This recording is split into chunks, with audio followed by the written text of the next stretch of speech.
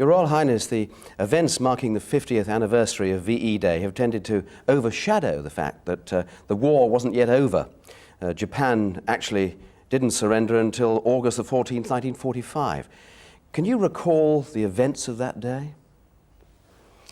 14th. Well, I can recall being in Guam with two. I was in the destroyer at Whelp, and there was another one, Wager, and we were escorting the Commander-in-Chief, Sir Bruce Fraser, on a visit to Admiral Nimitz, who was the Commander-in-Chief South Pacific area. And Sir Bruce was going to give him the night, make him a knight of the Bath. And while we were there, the first of the atomic bombs was dropped, and that was about the 6th, I think, of October, 6th of August. And almost immediately we sailed from Guam to rejoin the big American fleet off Japan, of which the British Pacific Fleet formed one task group out of 6, I think. And we hung about there until the second bomb was dropped, and then it was announced that the Japanese decided to cease hostilities. They didn't actually surrender on the, whatever it is, what did you say, so? The 14th of August, that's right. yeah. And then a small party was formed of the commander of the fleet commander, it was Admiral Halsey, and Sir Bruce Fraser and Duke of York. Halsey was in the Missouri, and he had 4 destroyers, and there were 2 of us. It was this little party of 6 destroyers and 2 battleships, went off to Japan. And the next day, or whatever it was, we anchored in Sagami Bay, which was just on the outskirts, and we waited there for 24 hours, and then this party went up into Tokyo Bay. One of the extraordinary things that happened while we were in that bay, waiting, I mean, it was quite a dramatic arrival. You know, you'd spent years fighting the Japanese, you read so much, and suddenly they were in Japan. You know, it's most extraordinary. But we heard over the fleet sort of broadcast the 2 Royal Marines had managed to escape, believe it or not, from a prisoner of war camp in Japan. And you wonder what on earth they were doing. I suppose they heard the bombs go off and they thought, well, this is the time to move. And they got down to this bay, and they saw this fleet of ships with stars and stripes and Union Jacks. So they said, well, this must be friends. So they stripped their clothes off and swam out, because they were intercepted by patrol boats and taken on board the flagship, and everybody thought this was a great occasion. Anyway, about 30 years later, I was attending the annual conference, or the annual reunion of the Far East prisoners of war. And I thought I'd tell this story to the assembled company. In the middle of this thing, they said, they're here! and the 2 blokes who were actually attending that thing. Extraordinary. But what sort of celebrations took place on HMS Whelp? Well, there weren't any. None whatsoever? No, it was quite busy, because we went on up into the bay, and then there was quite a lot to do, funnily enough. I don't know why. And then, of course, on the 3rd of September, everybody gathered. We had to wait for 2 or 3 days, well, until then, because there was a typhoon, and General Marshall couldn't get to Tokyo, and a lot of the representatives couldn't get there. And that was actually... Well, sorry, you mentioned that the 2 bombs had already been dropped on Japan, at Hiroshima and Nagasaki. Do you think it actually took that to make the Japanese surrender, or do you think eventually they would have surrendered anyway? Well, I think they would have surrendered anyway, but I mean, a lot later, because even after the 2 bombs went off, if you read the account, you'll find that there was no agreement about the imperial, in the cabinet or the imperial council, and it was only when the emperor virtually ordered them all to shut up and to accept the surrender, and the terms that had been published at Potsdam. No, but there was one other quite amusing incident that happened on the way up to Tokyo, or to the other Wager. The RNVR doctor was a Canadian, and the captain of the Wager was a very jolly fellow called Basher Watkins. Thought he'd play a little practical joke on him. And so he wrote out a signal from the Commander-in-Chief saying, report name, rank, and seniority of the senior Canadian officer born, you see. And he sent it down to the doctor, who came rushing up with the, what on earth is this?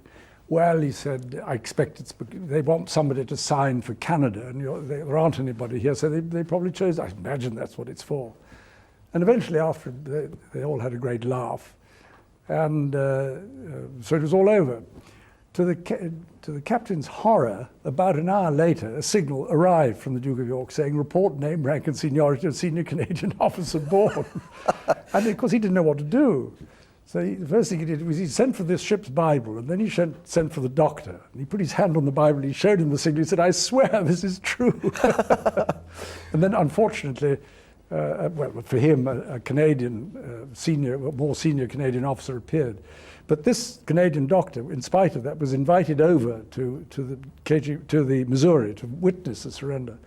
And he thought he'd better bring back something from the occasion. So he picked up one of those expended flashlight bulbs, which was then mounted by the ship's carpenter in a little thing, and it stood on the mantelpiece. Well, that was the Supreme Commander was General MacArthur, of course. Yeah. He accepted the Japanese surrender on the 2nd of September, on the Missouri. What can you actually recall of that particular day? We were painting ship. You were painting? Not you yourself, I hope. Well, not quite, but I mean, I was organising it. Because we'd been at sea for quite a long time, we thought we'd better look a bit smarter. And there wasn't anything going on that day, so we had everybody. And we have these sound reproduction equipment, they were loudspeakers. Yes. And so we had them picking up the commentary on the thing, and I hung them over the side so the sailors that were slapping the paint on could listen to what was going on. They could paint in time to the music, perhaps? Well, if there was any, yeah. Well, now, you'd come a long way from your days as a prize-winning cadet at Dartmouth College. Sounds as if I'd been to the Royal Show and got a Rosetta. No, I know that your grandfathers were both sailors, your father was a soldier. But I believe you yourself really would have preferred to have joined the Air Force originally. So why did you end up joining the Navy? I preferred it. I don't know, at that time it seemed to be, I mean, I'd just come out of school, so I did not preferred. No, I mean, I think that if I'd left to my own devices, I think I probably would have signed up for the Navy. But I was eventually persuaded by my uncle, Lord Mountbatten, that it might be more sensible to go into the Navy. Did you have any regrets about joining the Navy rather than the Air Force? Only insofar that if I joined the Air Force, I wouldn't be here now. Not if I joined in 1939. You would have been I would have been the bomb. Pushing up the daisies. Oh, I think so. Yeah. Now, your old schoolmaster and the founder of Gordonston, Kurt Hahn, wrote in your report, and I quote here, Prince Philip will make his mark in any profession where he'll have to prove himself in a full trial of strength. Was there any doubt in your mind that you would pursue a military career? Oh, yes. I mean, it never occurred to me that it was only because the war broke out that it seemed to be easier to join than be called up. And so it was inevitable that I think it was inevitable that I was going to be in one of the services during the war. I mean, people of that age, we just did. But I mean, before that, it hadn't really occurred to me. I had vaguely thought of what could I do. A bit difficult being stateless. What sort of aspirations did you have? Oh, I don't know, farmer or something, I suppose. A farmer? Well, I don't know. I really have to wait and see. So your first ship was HMS Ramillies. That's it. What do you remember about that ship? It was the first time you really went to sea. I joined her in Colombo, and it was very hot, I seem to remember. We lived in fairly Spartan conditions. We had the midshipmen lived in what was called a chest flat, which was a hole right down. It had no outside scuttles or anything, and there was no air conditioning and no sort of. And we had a bathroom and just a space where we kept those chests, sea chests, with our kit in it. It was so hot down there, we didn't sleep down there. We had camp beds on the upper deck. Funnily enough, I met the chap who'd been the schoolmaster in Ramillies the other day. Were you treated as one of the boys? Well, I was, yes. There weren't any girls in those days. No, but I think you know what I mean. I mean, you were, after all, a prince. Yeah, didn't being plunged amongst midshipmen. No. But the Navy was quite used to sort of curious people like that. There wasn't, nobody stood on ceremony or... No. Now, for the whole of 1940... Actually, funnily enough, the captain of Ramillies was a fellow called Bailey Groman. and he made me what was called his doggy, which was a sort of midshipman assistant. And he did it because he'd been my grandfather's doggy. So he must have had some stories to tell. Well, I don't know, he's long since. Yeah. But for the whole of 1940, you were kept away from the heavy action. Did you accept that as a prince from a neutral country that there was no option? Well, it didn't bother me very much because the ships that I was serving in were right there anyway. I mean, somebody had to serve them. So, I mean, it just so happened that I was perfectly content.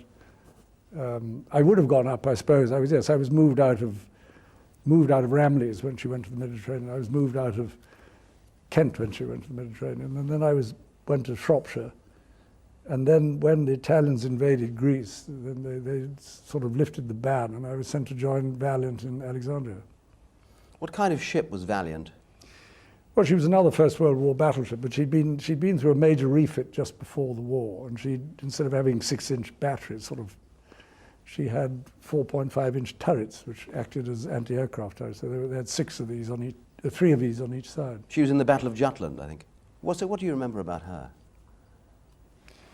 Well, I mean, quite a lot, I suppose, because we had 6 quite active months. And within 2 or 3 days of joining, we went out and there was a great bombardment of the Italian held port of Bardia in North Africa, and it was quite impressive. A lot of 15-inch guns going off, which I hadn't heard before, and it made even big ships like that rock about a bit. And then the Italians had the effrontery to shoot back. So it's quite interesting to hear these things whistling over and landing in the water with a great splash beside you. You suddenly realize that life was for real. And you were frightened, obviously? No, it was, I don't know, frightened. It was just surprising. Do you have time to think about fright when in a situation like that? No, not directly. I was more frightened on other occasions. And then very soon after that, we were taking a convoy to Malta, and there was a tremendous attack on the whole fleet by German dive bombers, the Stukas. And I was watching. I was actually in one of the turrets, but I managed to get my head up through one of the 15-inch turrets. It wasn't doing much good in an air raid. I managed to stick my head out and watched the bombers attacking the Illustrious, the carrier, and they did quite a lot of damage. And then she had to be taken out to the Mediterranean. But there was so much going on, and there was so much shooting, and everybody was rushing about, and noises everywhere. It wasn't a question of fright. It was just, amazement that anything like this could actually happen. Your role as searchlight operator in the Battle of Cape Matapan earned you a mention in dispatches. What can you remember of the battle itself? Well, it was a very long, drawn-out affair until we actually got to the point. And the Italians were chased and attacked by swordfish and torpedo bombers, and then they were attacked by the cruisers, and then they turned around and attacked the cruisers. So all this was going on for days. And one of the Italian, I think it was the Polo, was damaged and stopped. And two other cruisers came back to her assistance during the night, but unfortunately for them, they were detected, and so the battle fleet, which was Queen Elizabeth, Valiant, and I can't remember the other one was, Barham, and the carrier Courageous. No, it wasn't. I can't remember which it was. Anyway,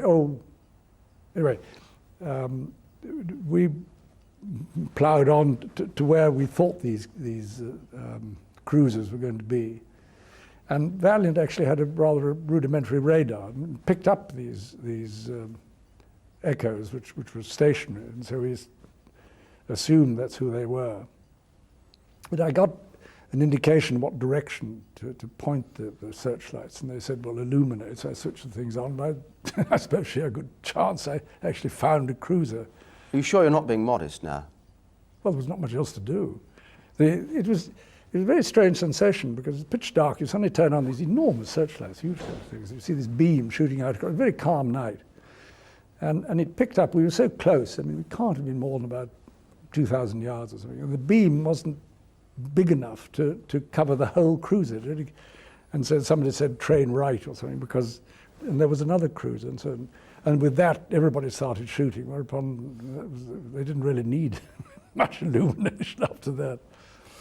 Soon after the fall of Greece in April 1941, Valiant was in action again at the Battle of Crete.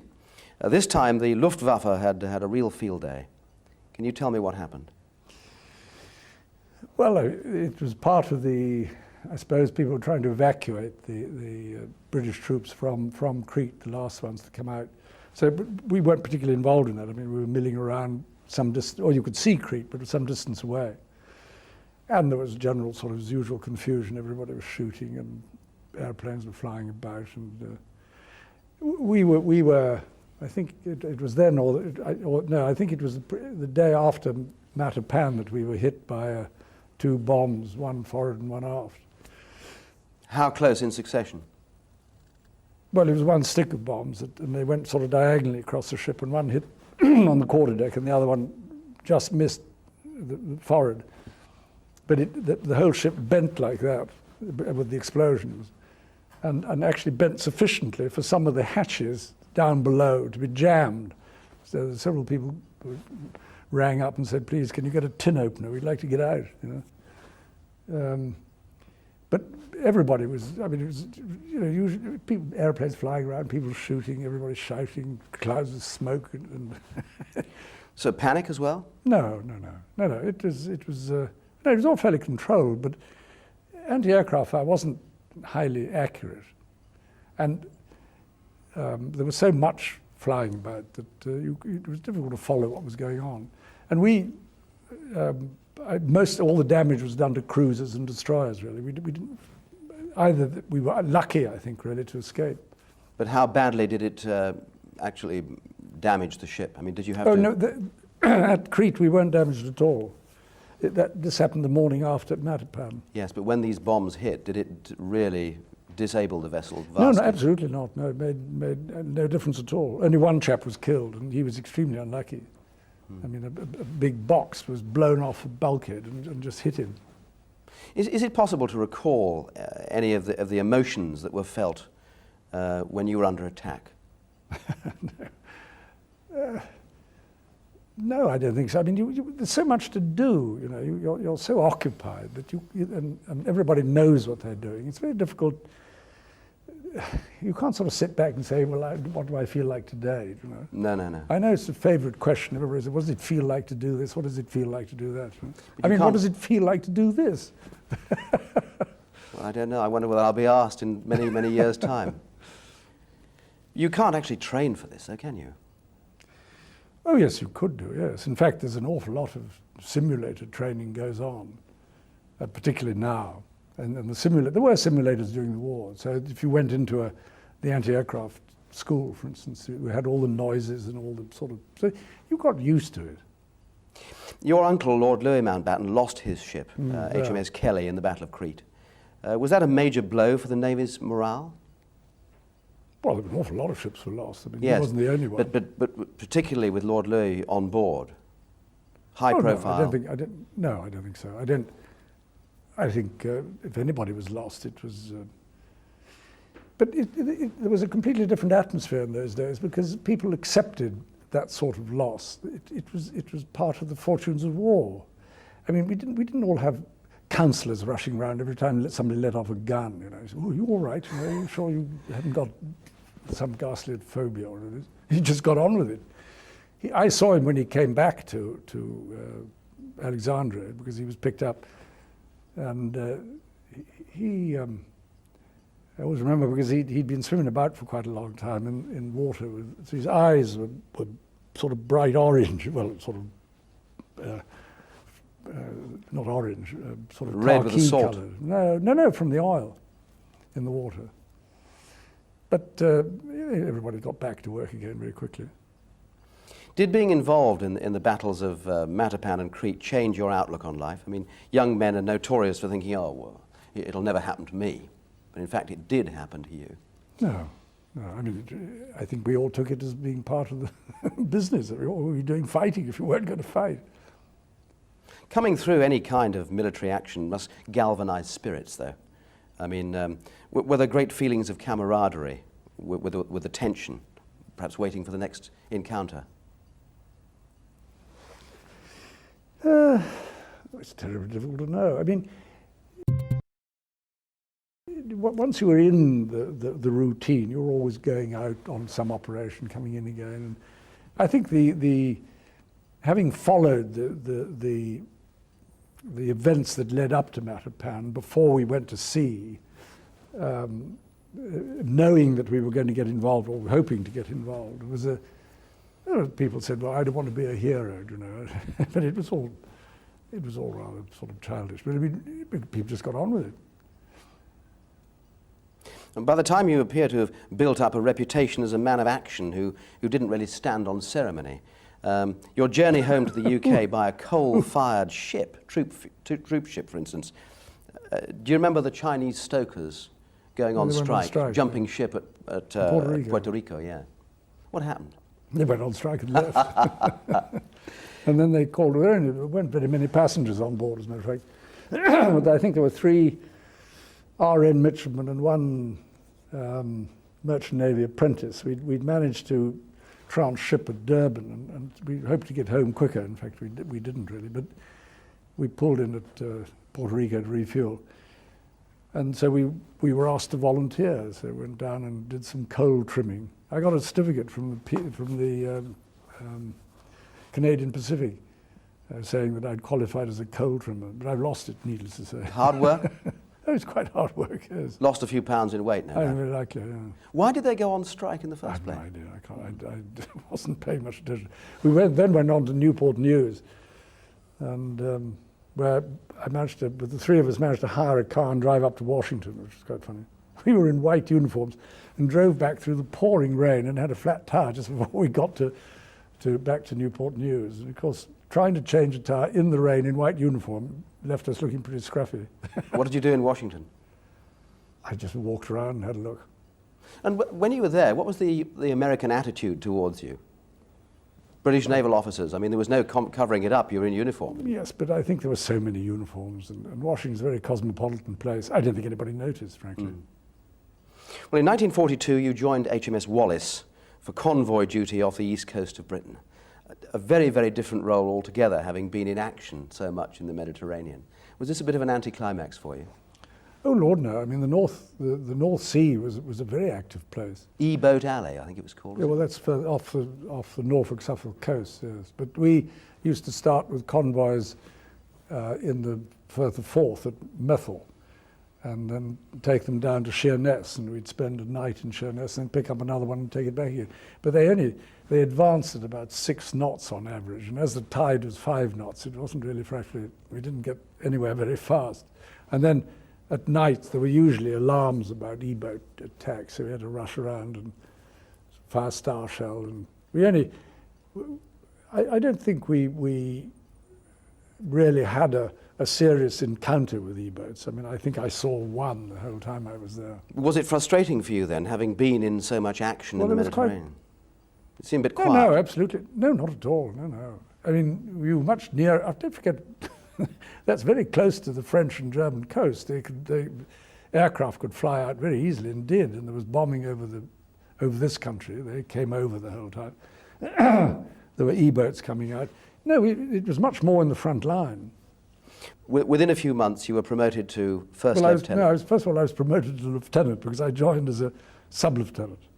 And then after I'd been a lieutenant for whatever it was, I don't know, about 3 or 4 months, the then first lieutenant left, and the captain was left with really a choice of getting a new first lieutenant or moving me up into the slot. So he decided to move me up into the slot and got a sub-lieutenant instead. So that was very good. Were you? Was this part of your desire? Were you very ambitious? No, I don't think so. I was quite surprised, I suppose. And pleased? Oh, yes. Now, there was some friendly rivalry with a young officer, an Australian called Mike Parker, later to become your equerry. How did this rivalry manifest itself? Well, it didn't. Was he not on he was on a ship called Lauderdale, HMS Lauderdale? Is that right? I didn't know him at that time. Right. I only met him in Australia when we were in the same flotilla. He was in Whirlwind, and was it Whirlwind? And I was in Whelp. We were in the 27th flotilla. But I mean, we saw a lot of each other after that because he was one of the ships that was in Hong Kong, and we got to know each other and played squash. That's why. Good mates. Yeah. Yeah. I read that as a young naval officer, you were pretty much a perfectionist. Is that the case? At what? A stickler for perfection. I don't think so. Not particularly. I mean, I think everybody tried their best to make the best of the job. We had very good people. Some might see the Navy as a rather solitary life for a 21-year-old bachelor, separated from his family, his friends by war and thousands of miles. How did you stay in touch with events back home? Well, by letter. I don't know how else. Who did you write to? Or? Well, my grandmother, I suppose, most of the time. Because my mother was in Athens, my father was in Monte Carlo, my sisters were in Germany, and an aunt was in Sweden, and so I mean there wasn't I suppose in the late Duchess of Kent, who was a cousin of mine who lived here, and I suppose she was the nearest relation I had in this country, other than my grandmother, who I always go and stay with. And you got letters from the young Princess Elizabeth too, I believe, perhaps at that time. Yeah, sort of off and on. Did they mean very much to you in those days? Well, yes. I mean, everybody was glad to get a letter. Yeah. You had been a guest of the royal family at Windsor. What kind of wartime leaders were the King and Queen in those days? What were their great strengths that you had picked up and seen? Well, I only saw them off duty anyway. When they came down to Windsor for a weekend, that's as much as I ever did. I spent Christmas there once. So I never saw them in that light. I mean, they were sort of hosts on those occasions, and it was very much a sort of family party, and exactly as it might have been anywhere else. So I wasn't involved in the what you like to call it, the official activities, and I never saw them functioning, as it were, in their specific or doing any of their particular duties. We've seen great archive material of them walking over ruins in the East End and oh, sure, sort of but I mean, I wasn't around. Well, no. I was, but I mean, not when they were there. I mean, I was not very far from here on leave from Rosyth, and I was actually having a bath rather comfortably in my uncle's flat in the top, well, little house he had in Chester Street. And I was lying there thinking, this is rather splendid, and wondering what I was going to do that evening when a doodlebug went past the window, and it landed just not very far away back there with a loud crump. Made you get out of the bath pretty quick and dry. Well, I reckon it was too late by then, so I just stayed in the bath. During the spring of 1944, your new ship, HMS Whelp, was being built in Newcastle. Mm-hmm. You spent some time around the shipyard waiting for the completion of work. Was that duty very frustrating, waiting for your ship? No, it wasn't at all frustrating. What you had to do, a ship, while it's being built, they send a certain number of people in advance, the chief engineer and the first lieutenant, who's the executive officer, the administrative officer, on ahead to, in a sense, to supervise the final fitting out. And there are all sorts of little things. They say, where would you like this piece of kit? Where would you like that? And how would you like this arranged? And you had to, stores were coming in, you had to, so that the thing was a combination of work together with the builders, which was Hawthorne, Leslie and Hepburn, and for the Navy, if you know what I mean, for all the sort of internal naval arrangements. Then you had to write things like standing orders and look and see who you were going to get. And then people drifted in all the time, so you had to accommodate them. And I mean, it was a sort of administrative business, simply getting the ship ready for commissioning. And you were living at that time in a boarding house? No, in a hotel. I think it was called the Gordon Hotel, somewhere or other. I can't remember what it was. Sort of residential hotel? I think so, yes. Yeah. Which probably gave you an insight into the man in the street, as it were. The man in the street live in a hotel? Well, if you would like to put it that way. I mean, we had lots of men in the street, off the street in the Navy. I mean, most of the men in Wallace came from Liverpool. And a lot of the ones in Whelp came from South Wales. But you don't understand, if you're in the services, you meet people from all walks of life. I mean, you just live with them. You know, it's not. The only difference is that people have different responsibilities. So you're glad that you were in the services then? Oh yeah. It gave you a greater insight, perhaps, to... Well, I didn't do it with that end in view, but No. that is what you get at the end of it. You get to know people of every kind of background. Which you wouldn't And provide necessarily have everybody... done. What? Which you wouldn't necessarily have done had you not been in the services. Yeah, you could say that. By now, Italy had surrendered. By when are we now? D-Day was a couple of months away. From a military perspective, did you feel the tide had turned in the Allies' favour? Well, it obviously had, didn't it? I mean, Yes, it had. we but landed, were you aware of it? Oh, yes, we knew exactly. We were in, because we just commissioned, the whole of the 27th Flotilla, or most of it except for one that had got damaged, were all up in Scapa Flow. And we were the only inhabitants of Scapa Flow during the invasion, because we literally all just been commissioned. And as soon as the invasion had taken place, and the war was moving into Europe. In fact, the naval war in Europe virtually ended. I mean, the U-boats had more or less, well, they were still being chased, but I mean, in the sense they were not as effective as they had been. Everybody's eyes, or at least our eyes, were on the Far East because the war was still going on. So we all set off and went through the Mediterranean and went to Ceylon, where the ships that were going to form the British Pacific Fleet joined together and then went out jointly via Fremantle and round to Sydney. And a proportion of ships stayed in Trincomalee in the East Indies as the East Indies Fleet, working with the Burma, in a sense, as part of the Burma War. So what was the state of the Pacific War at this time? Well, it was... The Allies had begun to get on top. It was quite bloody. Well, the all the same. Allies, it was the Americans, there weren't anybody else. And they'd got on very severely on top. They'd retaken most of the islands which the Japanese had occupied at some stage during the war. They'd worked them right back. And when we arrived, they were just invading Okinawa. And we only got in to the invasion of Iwo Jima, but that was almost entirely an air war. I mean, it was the carriers flying off aircraft for interdiction bombing and generally supporting the Americans on a flank. Because you've got to remember that there were two fleets. Well, there was one fleet in the Mediterranean, depending in the Pacific. It was either called the Fifth Fleet if it was commanded by, I think, Admiral Spruance, and it became the Third Fleet. It was commanded by Admiral Halsey. But it consisted, I think, of 4 or 5, I can't remember exactly how many, carrier task groups, and each group had 4 or 5 carriers in it. And each group had 4 or 5 carriers and 3 battleships and 5 cruisers and about 30 destroyers, all arranged in a sort of circles. And the British Pacific Fleet was one of those, and on a slightly smaller scale. We only had 4 carriers and 2 battleships, but otherwise, and it operated on the flank, as it were. What kind of nation, naval nation, was Japan? Well, she had I suppose, I don't know, it had quite an effective fleet. It had enormous ships, but by that time, there was really virtually no, I mean, all the major battles had been fought. The Americans, and they were mostly inter-carrier battles, very few inter-ship battles.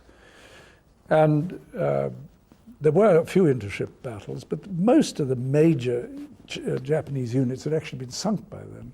So that when the fighting moved up into Japanese home waters, I mean, there was no surface opposition at all. In any case, if they sucked their nose out, they would have had about 600 airplanes over ahead of them. So I think they kept their heads down. Did you come across any kamikaze pilots? Yeah, no, pilots. Or kamikaze activity? Oh yes, we saw quite a lot of that. Yeah. What happened was one of the destroyers was always put as what we call plane guard in the middle of this circle, and the carriers on the next circle out, as it were. And the chap in the middle, if any airplane crashed or fell overboard, you rushed up and picked up the pilot. But we were in the middle one day, and we had an American liaison officer on board, and naval officer, and a kamikaze hit I think it was the Indefatigable or in the Implacable, I can't remember, right where the island meets the flight deck, and there was a really crump and bits went up and smoke all over the place. And the American turned white and said, "Oh God, she's gone." And anyway, so we watched this. We weren't very far away. We were watching this through binoculars. The smoke cleared and the bits fell into the sea. And the next thing that happened was that about 20 sailors came out with brooms and swept the rubbish over the side. And he couldn't believe his eyes. Of course, what he didn't realize was, at least I don't think he realized, that the British carriers had armored flight decks. They had sort of 4 inches of armor, whereas the American carriers had wooden flight decks. And whenever a kamikaze hit one of those, it went straight through the flight deck and exploded in the hangar. And then, of course, it set fire to the whole bloody thing, and there was a frightful shebang, and they, of course, lost the ship. And they were absolutely amazed to discover that one of these carriers could be hit by a kamikaze in the most vulnerable place, and nothing happened. I mean, there was a lot, it burnt a bit of the and then Illustrious had a most extraordinary experience. I wasn't on board, but I heard about it afterwards. They had, sticking out in front of the compass platform, where the command stood, which sticks out in front of the island, they had a big aerial, radar aerial, sort of cheese thing, about 6 foot across and about that deep, and this aerial going around inside. And a kamikaze attacked them, and the tip of its wing went through the radar dish in front of them. So you can imagine what it must have been like standing on the bridge, and it Quite crashed terrifying. into the sea beside them, and nothing happened to anybody. Quite terrifying. But Bruce Fraser was actually on board an American battleship, I think it was, but just before the BPF arrived out there, and he was up on the command platform when a kamikaze hit, and he had General Lumsden, a Royal Marine, standing next to him, who was killed outright, and several other people were badly wounded on the bridge, and Admiral Fraser absolutely didn't have a scratch. Most extraordinary. Were there feelings of envy as Europe celebrated victory over the Germans and looked forward to peace, while the job, in fact, in the Pacific still had to be completed? No, certainly not envy. I think relief. I mean, we were all delighted that it was over in Europe. I mean, don't forget that everybody on board had families and friends at home, so they were absolutely delighted that it was over. You know, they didn't have to worry about their wives or parents or girlfriends. Did you take any time to celebrate VE Day? Did you have time? We were at sea. We were coming south because we'd been running for the best part of I suppose, where was it? About 12 months. And so we were sent down with one other destroyer and Illustrious back to Australia for a refit in Melbourne. And we were there from the I suppose the end of April till when we sailed with the Duke of York on something like the end of when would it have been? End of April, beginning of June, and we left end of July, so we had about 6 weeks out there. And there was a certain amount of celebration in Australia, but of course by the time we arrived there, it was all over. And everybody was much more, at that time, much more concerned with the war in the Pacific.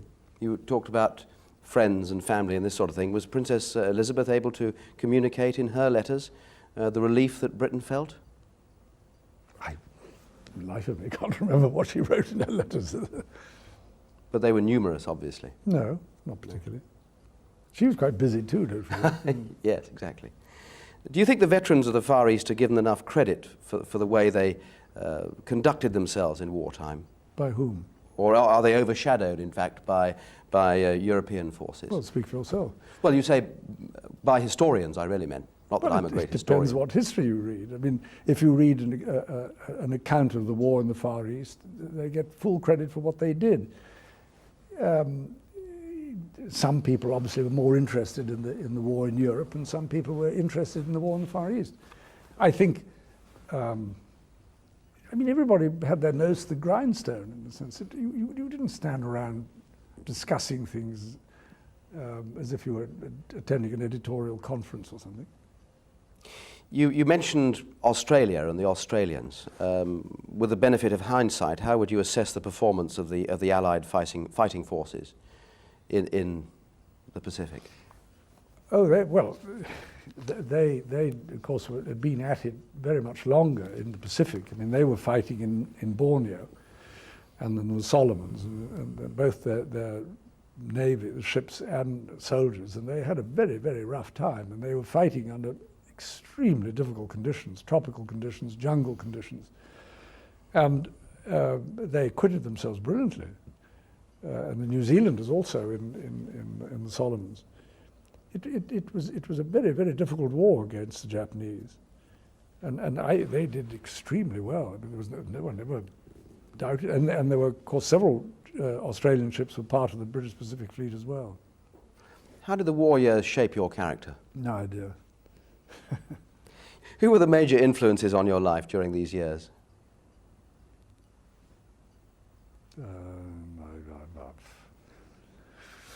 I suppose that's a very difficult question to answer. The first captain in Wallis was a fellow called Teddy Hayward Lonsdale, who was a great character, and I was very fond of him. And he had he'd been in the Navy, then went out and then came back again, and was a great.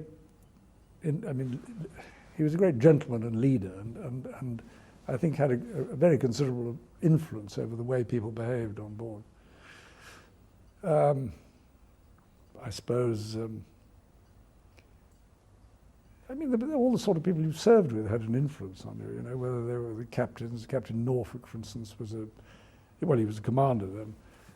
Had an influence. The captain, and then friends, other first lieutenants, because you've got to know. That's how I got to know Mike Parker. But I mean, there were 7 or 8 of us, all first lieutenants in the same flotilla. So it was a sort of first lieutenants club. You know, we all got to know each other, and we all had the same jobs.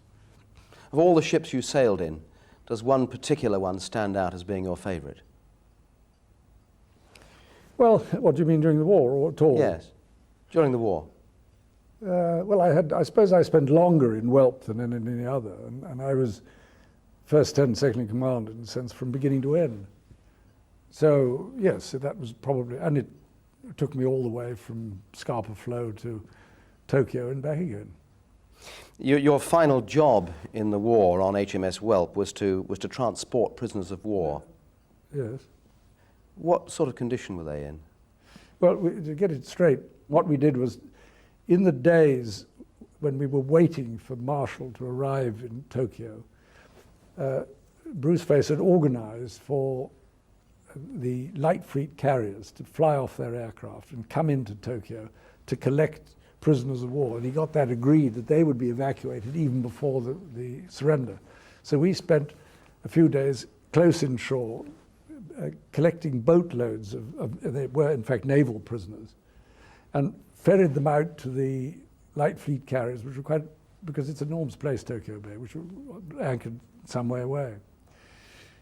Well, that was very emotional, of course, because these people were naval officers, naval people. They weren't officers necessarily. They hadn't been in a naval atmosphere for 3 or 4 years, or sometimes longer. They were emaciated, and they sat down in the mess. They were suddenly in an atmosphere which they recognized. You know, they were back in the mess, and the people, our ship's company, recognized that they were also fellow sailors.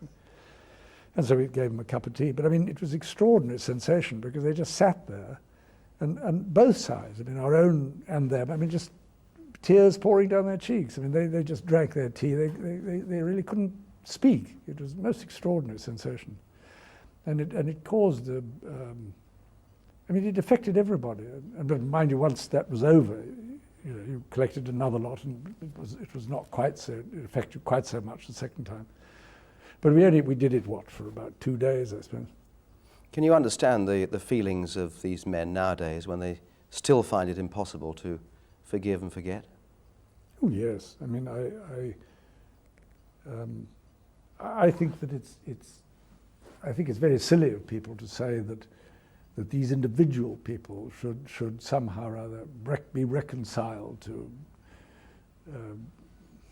their captors in any way and their tormentors. I think it's unreasonable. I mean, I think the reconciliation means a lot of other things, but it doesn't mean that each individual has simply got to forget and pretend that it never happened, or pretend that they were desperately affected by the experience. I can well understand that.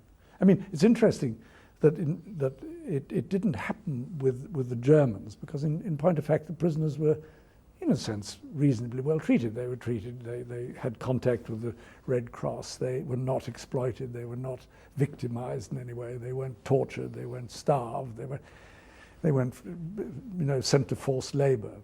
They were treated as prisoners of war under the Geneva Convention. Well, this didn't happen by the Japanese, and I can quite understand why those people, I say it's unreasonable to expect them to forget it and pretend somehow it didn't happen. So what will your memories be? But I wasn't a prisoner, so it didn't, no. In the sense it didn't, I can't speak, I mean, I can speak for them in the sense that I can understand to a certain extent what they feel, but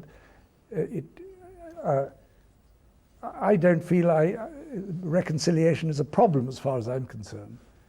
I mean, it's quite funny, when we went the first time we went to Japan on a state visit in the 70s or 60s, I think it was, and people said, first visit to Tokyo, and I said yes. So what will your memories be on VJ Day? Any specific thing? I mean, you were very graphic about those prisoners of war. Well, I mean, that's one thing. And of course, being in Tokyo Bay with the surrender ceremony taking place in a battleship which was, 200 yards away, and you could see what was going on with a pair of binoculars. And then they beat retreat, and you could hear going on the quarterdeck. Actually, the beat retreat was in the King George V. That was Admiral Rawlings, who was second in command, and that was everybody moved over there. I wasn't on board, but you could hear it going on. But and then by that time, of course, a lot of other ships had come in. We were only in there on our own to begin with. Must have been a very impressive sight.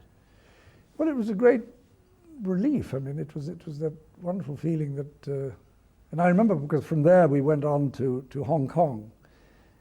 And the most extraordinary sensation when we sailed, we suddenly realized we didn't have to darken ship anymore. We didn't have to close all the scuttles. We didn't have to turn the lights out. And not only that, we actually stopped in the South China Sea and piped hands to bathe. You know, imagine doing that in the Mediterranean when the heat was on. You couldn't do anything like that. So you suddenly, all these little things built up to you suddenly feeling that life was different. You've got the most extraordinary memory. Thank you very much. Thank you.